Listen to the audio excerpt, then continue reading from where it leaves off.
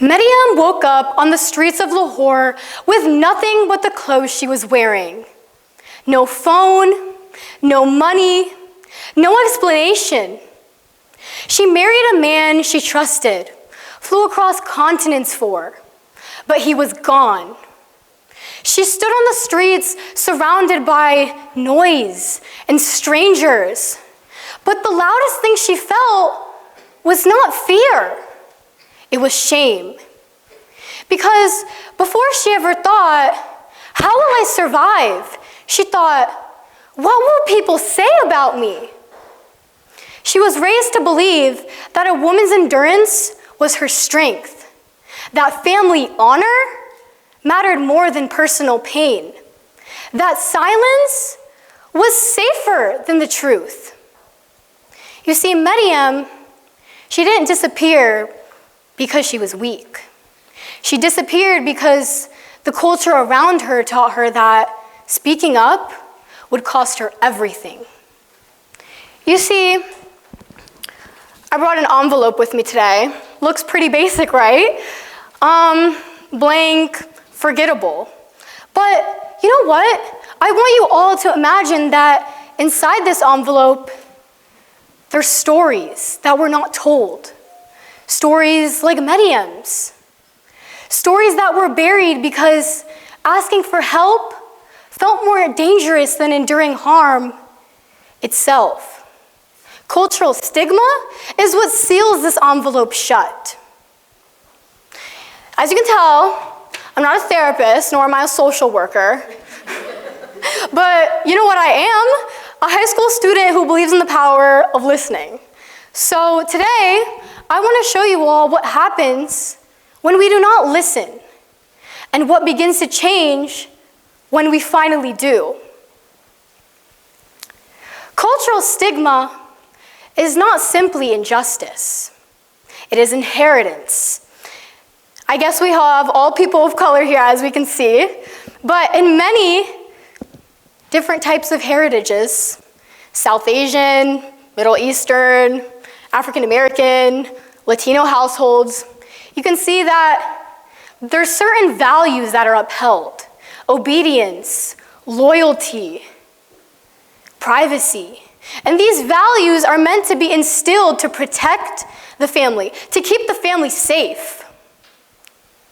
However, criminal justice reviews, alongside the Howard Journal, specifically of criminal justice, specifically mentions that these collectivist cultures often emphasize unity and reputation. But you know what they don't realize? Is that they're silencing those who are suffering. You see, many people within this day are suffering, and it's really imperative that we take initiative to listen. Going back to this envelope,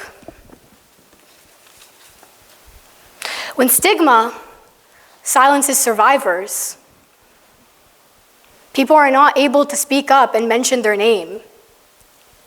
Like Maryam, you see, she noticed early signs of emotional abuse, manipulation, but she dismissed it because everyone's telling her constantly that it's okay, it's normal, of course. That marriage required sacrifice. That discomfort was temporary. But was it really temporary? Should you feel temporary within your marriage? No, right? You shouldn't feel temporary, nor does anyone deserve to feel temporary. Domestic violence does not always leave bruises. It can look like isolation, like control, like abandonment that leaves someone with nowhere to run. Survivors such as Audrey Prosper, whose testimony I studied, allow us to understand simply that healing takes a long time. You know, trauma doesn't just end in a snap. Safety, belief, and security is what is needed. But guess what? Maryam had none of those. Silence does not reduce harm. It multiplies it. It teaches generations today that confusing endurance with strength is not imperative, and that suffering should not be a duty due to these cultural norms. But something shifts when we choose to listen. Listening is not passive. It's an act of courage. To unmute someone is to say that your pain does not need permission to exist. It is replacing, "Why didn't you leave?" with, "How can I help you feel safe?" It's creating a space where truth is not punished. When we listen with empathy, we create a new world of healing. Awareness grows, understanding deepens, and slowly, communities begin to value people over their own reputation. Earlier, I asked you to imagine this envelope.